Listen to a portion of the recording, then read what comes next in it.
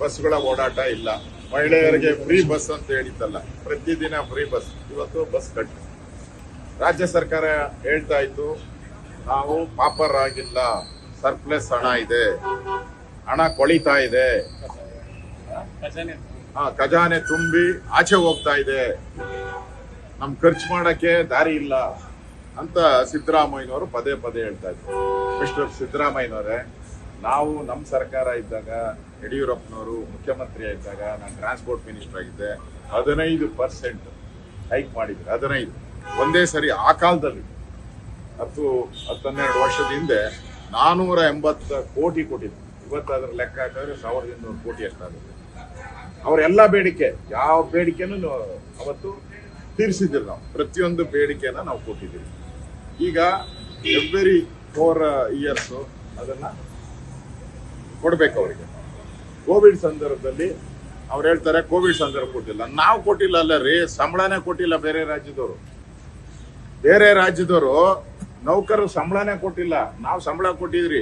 ಇಡೀ ಪ್ರಪಂಚದಲ್ಲಿ ಯಾರು ಕೊಟ್ಟೇ ಇಲ್ಲ, ನಾವು ಸಂಬಳ ಕೊಟ್ಟಿದ್ರಿ.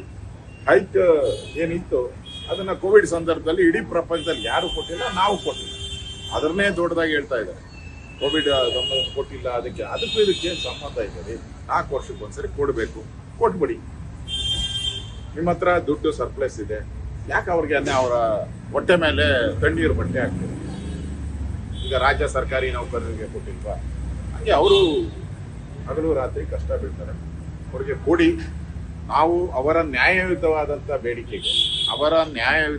ಬೇಡಿಕೆಗೆ ನಾವು ಬೆಂಬಲವನ್ನ ಕೊಟ್ಟಿದ್ದೀರಿ. ಈಗಾಗಲೇ ರಾಜ್ಯ ಅಧ್ಯಕ್ಷರು 1 ವಾರದಿಂದಲೇ ಅನೌನ್ಸ್ ಮಾಡಿದ್ದಾರೆ, ಅವ್ರಿಗೆ ಬೆಂಬಲ ಕೊಟ್ಟಿದ್ದೀರಿ ಅಂತ. ಮೊನ್ನೆನೂ ಕೂಡ ನಮ್ಮನ್ನು ಭೇಟಿ ಮಾಡಿದ್ರು. ನಾವು ಸಾರ್ವಜನಿಕರಿಗೆ ತೊಂದರೆ ಆಗಬಾರ್ದು. ಕೂಡಲೇ ಸರ್ಕಾರ, ಮುಖ್ಯಮಂತ್ರಿ ನಿದ್ದೆ ಮಾಡೋದು ಬಿಟ್ಟು, ಸೋಮಾರಿತನ ಬಿಟ್ಟು ಅವ್ರನ್ನ ಕರೆದು ಇಮಿಡಿಯೇಟ್ ಆಗಿ ಪ್ರಾಬ್ಲಮ್ ಸಾಲ್ವ್ ಮಾಡಿ. ಇಲ್ಲ ನಿಮ್ಮ ಕೈಲಿ ಆಗಲ್ಲ ಅಂದ್ರೆ ಅಧಿಕಾರ ಬಿಟ್ಟು ಮನೆ ಕಡೆ ಹೋಗಿ. ನಮ್ಗೆ ಯೋಗ್ಯತೆ ಇಲ್ಲ ಅಂತ ಹೇಳಿದ್ರೆ ಮನೆಗೆ ಹೋಗಿ. ಇಲ್ಲ ಅಂದ್ರೆ ಸಾರ್ವಜನಿಕರಿಗೆ ತೊಂದರೆ ಕೊಡೋಕ್ಕೋಸ್ಕರ ಜ್ಞಾನ ಇಲ್ವಾ ನಿಮ್ಗೆ? 1 ವಾರದಿಂದ ಏನ್ ಮಾಡ್ತಾ ಇದ್ರಿ? ಅವ್ರು ಕರೆದು ಮಾತಾಡಿ, ಅಟ್ಲೀಸ್ಟ್ ಅವ್ರದ್ದು ಎಷ್ಟು ಬೇಡಿಕೆ ಈಡೇರಿಸ್ತೀರಿ, ಎಷ್ಟು ಕೊಡ್ತೀರಿ, ಒಂದು ಫಾರ್ಮುಲಾ ಆದ್ರೂ ಮಾಡಿ ಕೊಡ್ಬೇಕಾಯ್ತು. ಅದನ್ನ ಮಾಡದೆ ಸಾರ್ವಜನಿಕರಿಗೆ ತೊಂದರೆ ಕೊಡ್ತಾ ಇದ್ದೀರಾ. ಈ ಶಾಪ ನಿಮ್ಗೆ ತಟ್ಟುತ್ತೆ.